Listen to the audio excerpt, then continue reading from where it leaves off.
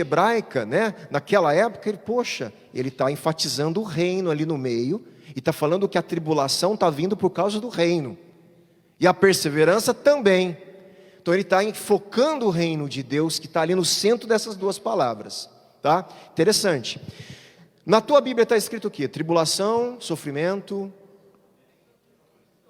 aflição, sofrimento, tribulação. É uma palavrinha grega que cada tradutor preferiu traduzir de um jeito.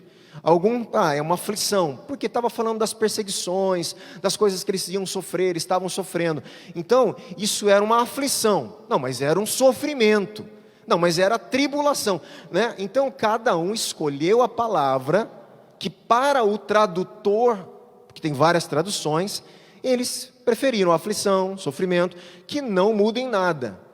Era alguma forma ruim de perseguição e de coisas ruins que iriam acontecer por causa que eles estavam agora no reino de Deus, tá? Na perseverança em Jesus, ele estava na ilha de Pátimos. Onde fica a ilha de Pátimos? Ela fica, a primeira cidade é uma ilhazinha, então está ilhada ali, tem água, não está no continente. A primeira cidade das 7 cartas, das 7 mensagens às igrejas que ele manda, é Éfeso. Então a cidadezinha mais perto que tinha de Pátimos, dessas 7, era Éfeso. Então ele pegava ali um barquinho em Pátimos, ia até Éfeso. E de Éfeso então ele ia percorrer e entregar a carta e circular essa carta de Apocalipse, tá bom? Ele estava na ilha chamada Pátimos, por causa da palavra de Deus e do testemunho de Jesus. Achei-me no Espírito no dia do Senhor, e ouvi atrás de mim uma voz forte como de trombeta, dizendo: escreve. Vou falar algumas coisas, eu vou repetir, tá? Essa ordem, escreve, outra coisa interessante, ela aparece 12 vezes no livro de Apocalipse. Olha o número 12, 7. 12 vezes é falado assim: escreve. Essa é a primeira. Então a primeira ordem, escreve, está aqui. Escreve num livro o que você vê, e mande-o às 7 igrejas. Na verdade, não é livro. Como que está traduzido na sua...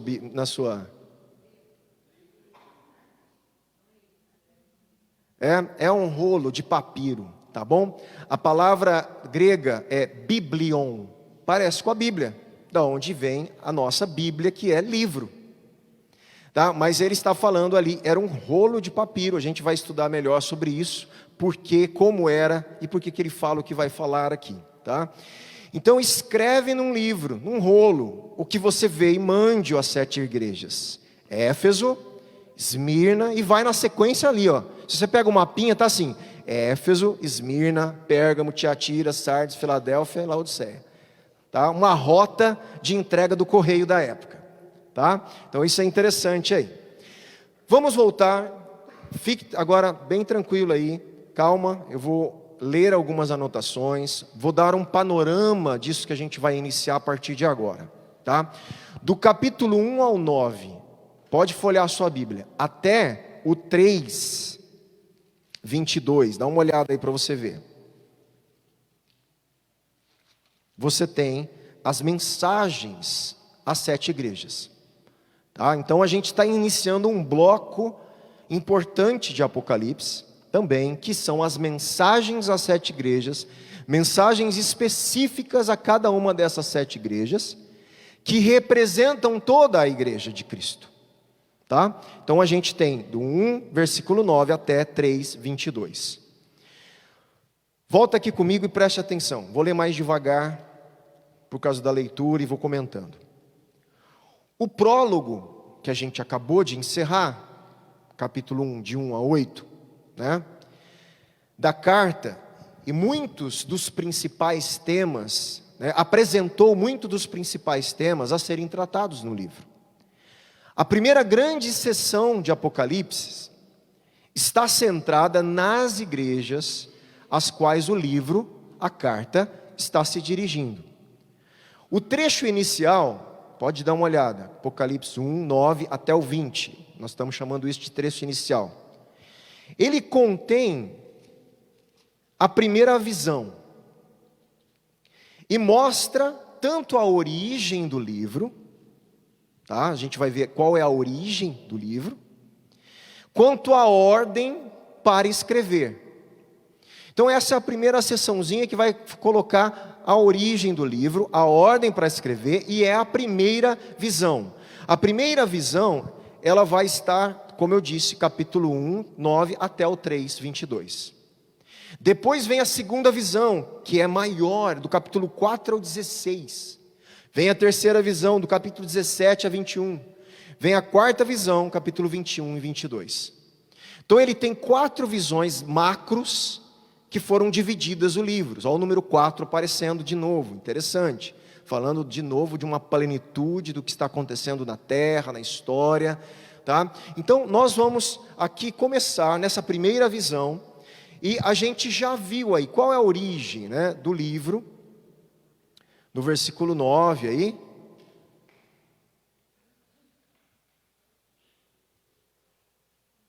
E a ordem para escrever no versículo 11, né?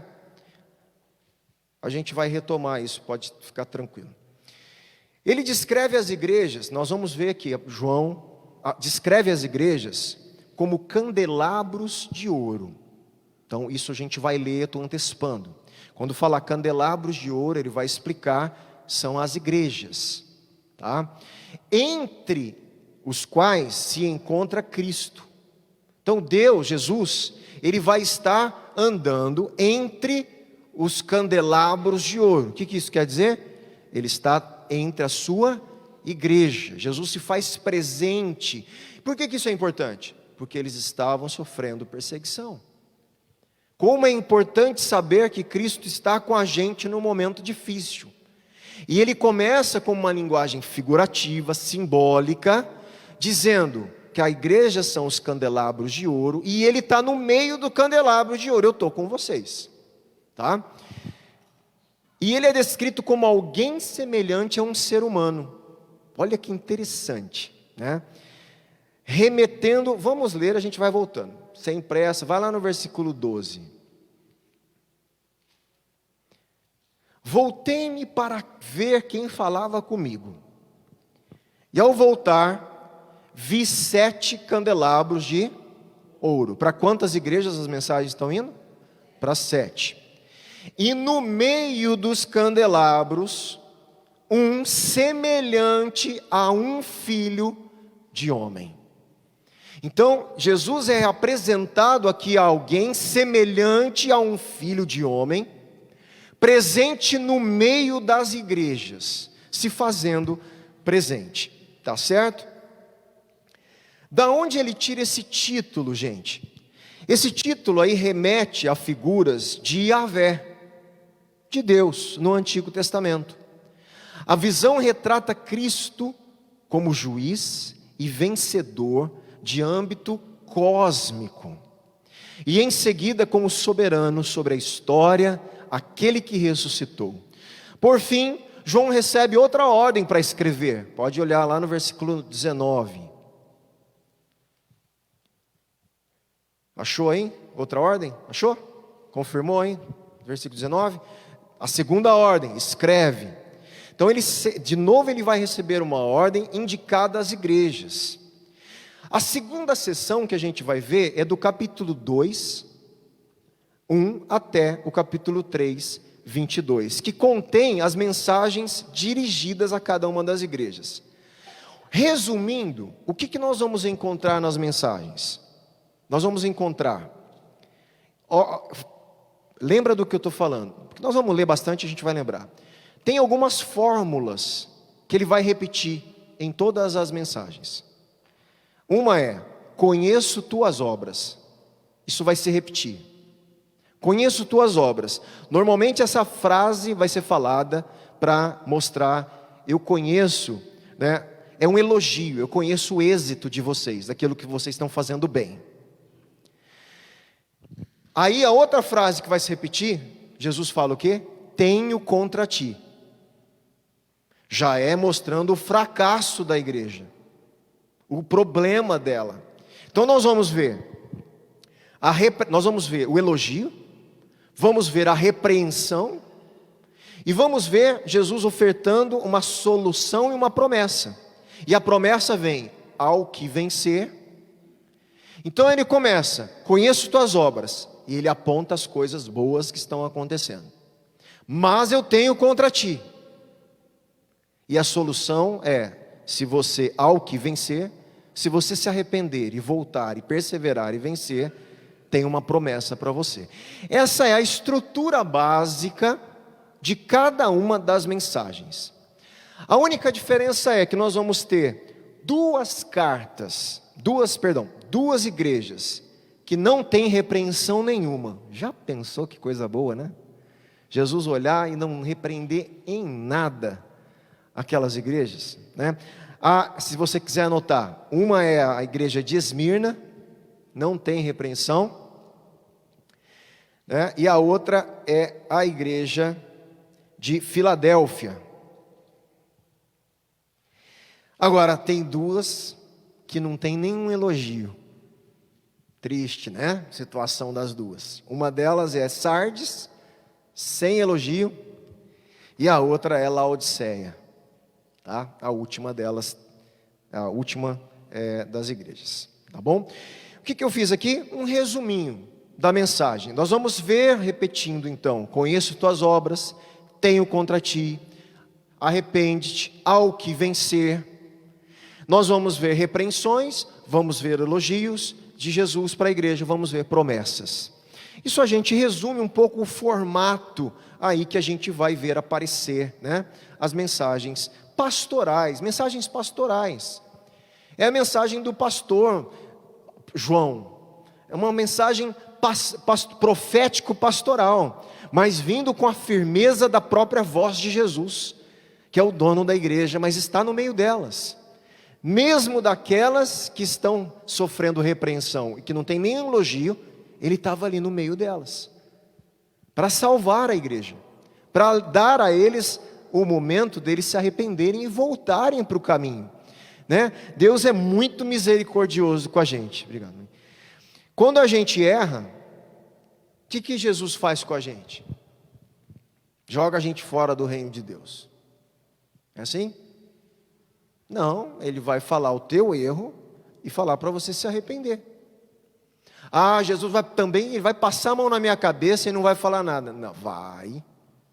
E nós vamos ver. E duro às vezes. Para salvar. Para trazer de volta quem é dele. Para trazer de volta no lugar certo aquele que está se afastando. Então, Jesus é esse, como eu tenho falado, é esse amor com firmeza, mas a firmeza com amor. E é assim que Jesus lida com a gente. Quando ele precisa ser duro com a gente, ele vai ser com amor, porque a gente vai sentir o amor dele até na disciplina e na correção. E quando a gente sentir o amor dele, mas a gente vai perceber também que ele é firme. Paulo fala o quê? Considere, pois, a bondade de Deus e a severidade de Deus. Considere a bondade, mas considere a severidade. Deus é amor, mas é santo e justo, né? Então Deus recebe todos os pecadores e põe eles na linha. Todo mundo pode vir do jeito que está, mas ninguém pode ficar do jeito que está. Essas são questões, são tensões, paradoxos que eu tenho falado da Bíblia. Porque o mundo fala: não, Jesus recebe todo mundo do jeito que está. É verdade, e é verdade. Recebe as pessoas que nem o religioso recebia, que ninguém queria nem ficar perto, ele vai comer na casa dos caras. Só que ele não deixa ninguém do jeito que está, ele transforma todos. Então vem do jeito que a gente está, mas espera que ele vai transformar você. Tá? Então isso a gente vai ver também em Apocalipse acontecendo, tá certo? Essa visão inicial, ela vai remontar, lembra que eu falei de citação, alusão, eco do Antigo Testamento? Ele vai trazer uma figura lá do Antigo Testamento e eu quero ler com vocês. Vocês querem abrir comigo? Não perca Apocalipse, mas vai lá em Daniel comigo, Daniel 7.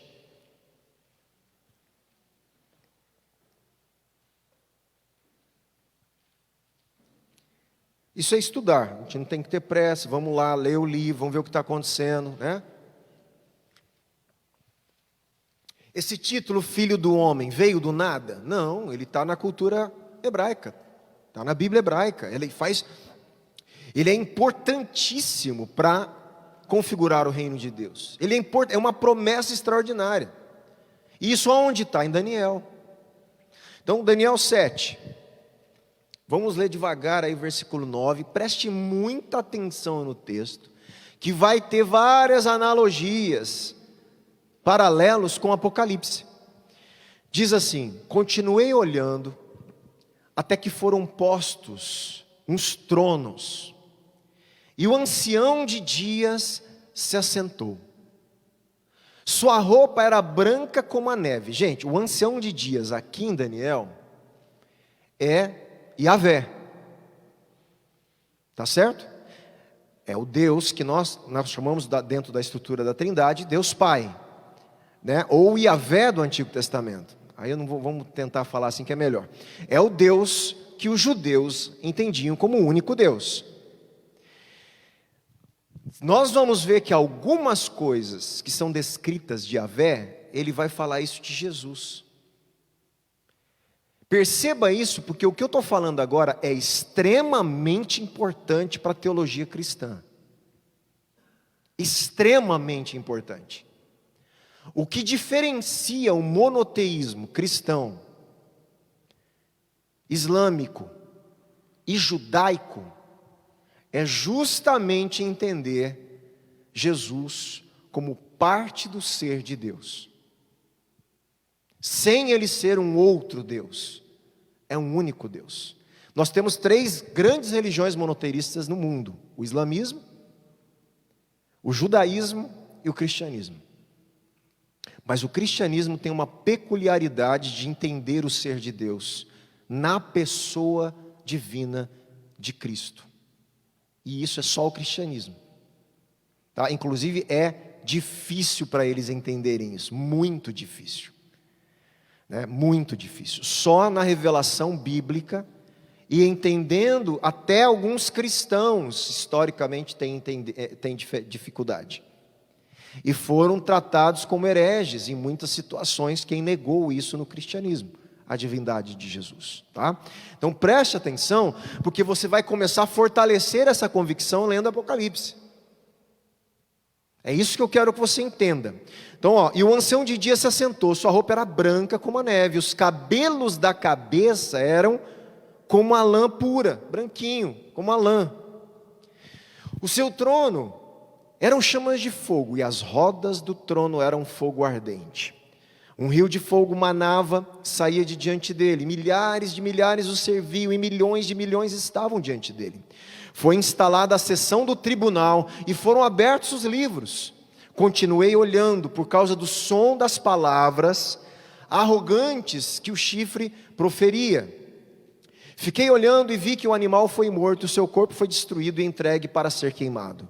Quanto aos outros animais, foi-lhes tirado o domínio, mas foi-lhes dada prolongação de vida por um prazo e um tempo. Eu estava olhando nas minhas visões da noite, e eis que vinha com as nuvens do céu. O que estava escrito lá em Apocalipse? E vem com as nuvens do céu. Então olha só, ele está citando exatamente o que Daniel já tinha visto. Vinha com as nuvens do céu alguém como um filho do homem, exatamente do jeito que João está falando. Ele se dirigiu ao ancião de dias, e o fizeram chegar até ele. Foi dado a esse filho do homem o quê? Domínio, glória e o reino, para que as pessoas de todos os povos, nações e línguas o servissem. E o seu domínio é domínio eterno. Lembra? Começa a entender que está falando de quem? De Cristo, do Messias, do Filho do Homem, que é um título messiânico. E o seu reino jamais será destruído. Volta lá para Apocalipse, porque o foco aqui é Apocalipse, tá bom? Ele só está dando pano de fundo do que está acontecendo ali em Apocalipse. Então vamos lá, olha só. Ao atribuir a Jesus tanto as características de um homem, semelhante a um ser humano, ou filho do homem, quanto as do ancião, aonde? Nós vamos ver aí, pode conferir, Apocalipse 1,14. Confere aí. A cabeça e os cabelos deles eram brancos como a alva lã. Mas peraí, de quem que era branco lá em Daniel? Do ancião de dias, não era do filho do homem. Lá era do ancião de dias, lá era de Deus, do Deus, do Yahvé. Aqui é de Jesus. Por quê? O que João está fazendo? Está colocando em Jesus características do Deus do Antigo Testamento. Ele está falando, ele é tanto filho do homem, como ele tem nele características, essência do ancião de dias. Porque lá em Daniel, quem tem a cabeça branca não é o filho do homem, é o ancião de dias. E aqui é Jesus. E isso vai acontecer outras vezes, afirmando a essência de Deus na pessoa de Jesus. Com essas características, gente, metafóricas. Nós não vamos chegar lá e ver Deus, um ancião com cabelo branco. Não vai acontecer isso. Isso é uma metáfora dentro da cultura. Isso passava uma imagem dentro da cultura do ancião com cabelo branco de respeito, experiência de vida. E ali é um ancião de dias, mostrando um pouco até, sugerindo o quê? A continuidade da eternidade desse ancião. Então ele está falando, dando característica, isso que a gente falou lá atrás da introdução. Linguagem de literatura apocalíptica. Que não existe literalidade. Nós vamos ver o pé de Jesus não é um latão de bronze. Tá? A gente vai chegar lá, vai ver o pé de Jesus, entende? Pelo amor de Deus, isso fala alguma coisa. Nós temos que entender o que isso significa e qual é a mensagem que essas figuras estão passando para a gente. Porque é literatura apocalíptica, é literatura figurada. Tá bom? Vamos voltar. João nos diz que Jesus compartilha então da identidade e do reino de Deus, com essas imagens. O reino de Deus na figura do Filho do Homem, porque ele recebe o domínio e o reino, e da identidade do próprio ancião, quando põe nele características do ancião de dias. Está claro isso que eu estou falando? Deu para pegar? Isso parece que não, mas isso é extremamente importante. E isso é caro para a doutrina cristã, porque é justamente começa a afirmar que Jesus não é só um homem, ele tem característica, ele é realmente a segunda pessoa do ser de Deus, ele faz parte desse ser triuno, ele partilha da mesma essência divina, e ele vai poder ser adorado no capítulo 5 de Apocalipse. Quem só pode ser adorado? Deus. Deus fala, eu não divido exclusivamente, não divido a minha glória com ninguém. Como Jesus pode ser adorado? Porque ele compartilha da essência divina. E é lindo a transição do capítulo 4 para o 5, nós vamos ver, que mostra a adoração a Deus, e depois ela é voltada ao Cordeiro, que é Jesus. É extraordinário. E isso é uma revelação para a gente de quem Jesus é. Jesus não é. Gente, isso é tão sério que eu estou falando, que isso cai por terra um monte de narrativa errada que existe das outras religiões a respeito de Jesus. Ah, Jesus é o melhor mestre que existiu na face da terra. É, mas não é só isso. Jesus foi um grande profeta. É, mas não é só isso. Jesus foi, um grande mestre da moralidade, da ética, do amor. É, mas não é só isso. Se a gente não afirmar que ele é o ungido prometido, mas um ungido que não é só homem, ele é divino, nós não conseguimos compreender toda a natureza do ser de Jesus. E quando a gente fala isso, a gente mexe com as pessoas de outras religiões, porque aí eles não concordam. Por exemplo, o muçulmano acredita que Jesus é um profeta, mas não que ele é divino. Até os judeus, por não gostar tanto de Jesus, da figura de Jesus, por várias questões, porque mexe com o judaísmo, mas alguns entendem que ele é também um profeta, mas não o Cristo divino, não. E é justamente isso que faz todo o diferencial, é justamente isso que faz parte do Evangelho. Se a pessoa não crer nisso, ela não crê em quem Jesus é, e ela não vai poder crer na obra de Jesus, porque para Jesus fazer o que ele falou que fez, ele tem que ser Deus homem, para mediar. Por isso que ele é o único mediador entre Deus e os homens, porque ele tem o seu pezinho na divindade e o seu pezinho na humanidade, e ele faz a conexão do céu com a terra. Ele que faz nele próprio a conexão da eternidade com o que é terreno, em si próprio. Ele é o próprio templo que vai ser ampliado na eternidade. Jesus é tudo, meu irmão. Se a gente não entender isso, a gente não entende a essência do cristianismo, que o diferencia de todas as outras religiões. Tá certo? Então nós vamos começar aqui a ler hoje. Já começamos, mas vamos retomar. Por mais que o tempo está indo aí, a gente vai fazer a primeira leitura e descrever do versículo 9 aí, quando João diz assim: eu, João.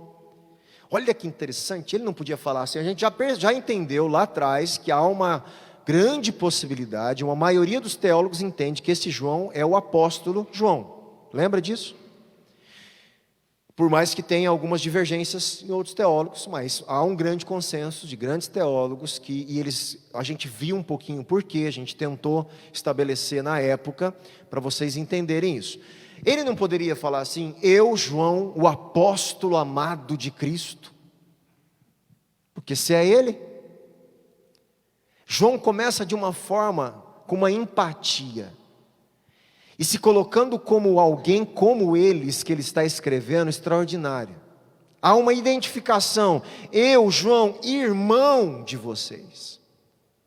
Ele não se coloca numa posição de maior, menor. Eu sou irmão e outra, sou companheiro de vocês na tribulação. Estou passando junto. Eu sou companheiro de vocês no reino. E eu sou companheiro de vocês na perseverança em Jesus. Eu estou junto com vocês. A mensagem que eu vou passar para vocês e escrever, vem para mim também.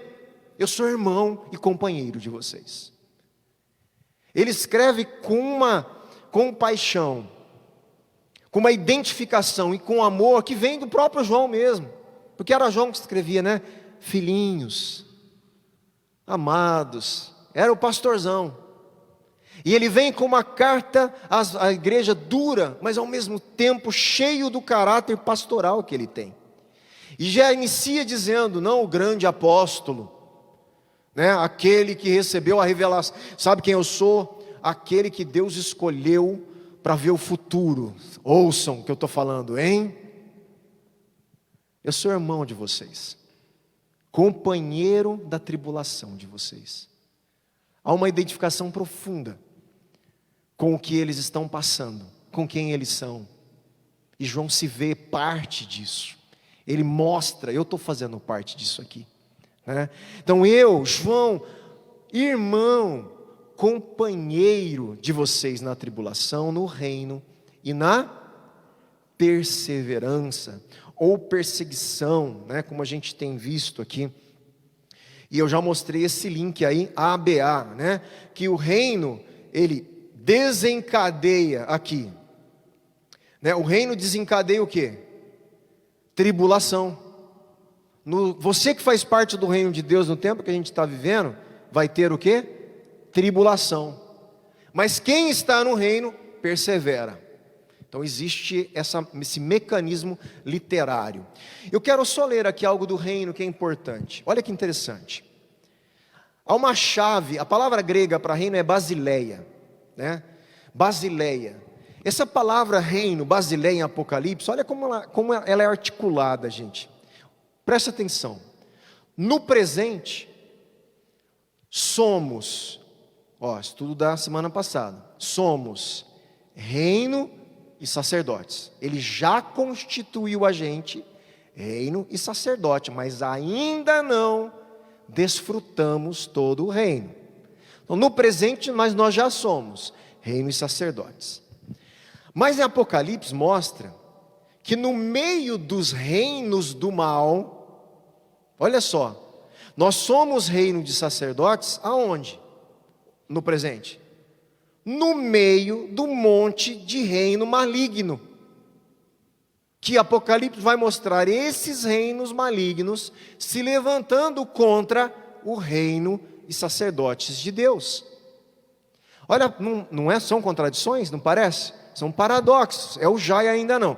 Então nós somos reino, sacerdotes, aonde? No reino de Deus já? Ainda não. No meio de reinos do mal. Mas o que a gente está fazendo?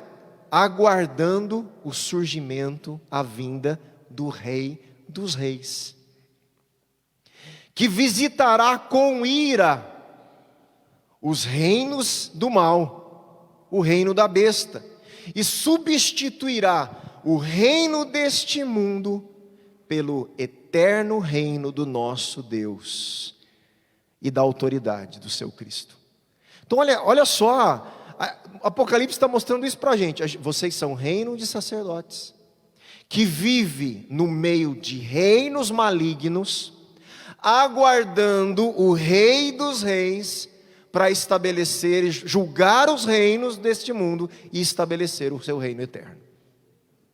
Essa é uma visão panorâmica do que a palavra basileia, reino, se encontra nessa narrativa de Apocalipse. Então lembre-se, você já é reino e sacerdote, mas nós estamos no meio de reinos malignos, sofrendo com influências desses reinos, aguardando o Rei dos Reis, com a expectativa do reino eterno que virá e nos alcançará. Amém? Ótimo. Estava então na ilha chamada Patmos, por causa da palavra de Deus e do testemunho de Jesus Cristo. Aqui eu vou terminar com essa última observação para a gente encerrar esse blocozinho hoje. Aqui descreve a situação de João, em sua participação na tribulação dos leitores. Ele se encontrava exilado na ilha de Patmos, por pregar o evangelho e testemunhar a respeito de Jesus.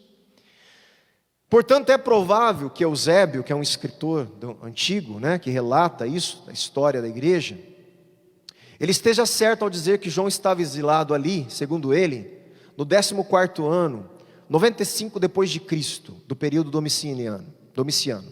Então, mais ou menos, esse é o período do exílio ali de João, segundo Eusébio.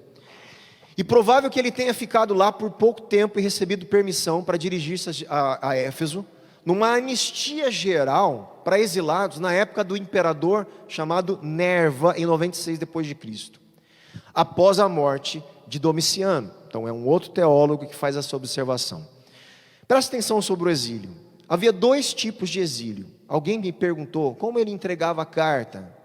Então ele podia receber pessoas, um exílio que ele tinha certa mobilidade. Então olha só, dois tipos de exílio: temporário e permanente. Se Irineu, um outro escritor, pertinho ali, antigo, contra as heresias, é onde ele escreveu isso, estava correto ao afirmar que João foi libertado e viveu até o reinado de Trajano, outro imperador, é provável que se trate de um exílio temporário de João. Então, segundo Irineu, provavelmente João não foi exilado permanentemente, foi um exílio temporário. Entretanto, o exílio não era o mesmo que encarceramento de Paulo em Cesareia ou Roma. João não estava preso na prisão domiciliar, nem em um calabouço. Ele tinha liberdade dentro da ilha, que continha pelo menos uma pequena cidade. Então, quando fala exilado, ele não está no calabouço, ele não está numa prisão domiciliar, ele está exilado, numa ilha, afastado, para ele não ter contato com as pessoas, provavelmente que ele testemunhava, pregava a palavra, ele foi exilado, cortou a ligação dele ali, e ele foi colocado na ilha de Pátimos, tá? O exílio significava que a pessoa ficava restrita a um local específico, mas os exilados podiam levar quantos bens particulares quisessem para um novo domicílio, tá? Então, existe uma perseguição. Alguns contam que João foi torturado, quase à morte, em óleo fervendo. Isso está na tradição. Quem viu um post que eu compartilhei, uma postagem do Ministério Fonte de Vida, e leu, ali eu postei sobre as mortes, né, dos apóstolos, e cita justamente uma delas, João, que ele não foi morto, ele morre de morte natural, mas segundo a tradição, ele foi torturado num balde ali de óleo fervendo, que ele foi colocado dentro, para ser torturado. Mas ele não chegou a morrer, segundo a tradição, e ele depois entendido que ele morre de morte natural. Alguns entendem, inclusive, do jeito que Jesus falou que ele iria morrer, tá certo? Então, encerrando aqui essa parte, vamos destacar, João é o irmãozão ali, companheiro dessa igreja, no meio da tribulação, do reino da perseverança, exilado por causa da palavra de Deus e do testemunho. Semana que vem a gente vai iniciar o 10, onde ele fala, achei-me no Espírito. O que significa isso? Nós vamos ver uma definição para isso interessante. No dia do Senhor, o que é isso? Vamos ver o que alguns entendem como o dia do Senhor. Por que voz como trombeta? O que a trombeta significa? Ele não está tocando trombeta, não está saindo uma trombeta, a voz é como trombeta. O que a trombeta significa dentro da literatura apocalíptica? Então nós vamos trazer o conceito, por que ele está falando isso, tá bom? E a gente vai então continuar lendo junto e expondo o texto bíblico, sem pressa, com o coração aberto para a gente aprender e conseguir aí, pela ajuda do Espírito Santo, a decodificar algumas coisas e, acima de tudo, entender a mensagem e algumas coisas que vão falar profundamente com a gente. Amém? Ok? Vamos orar?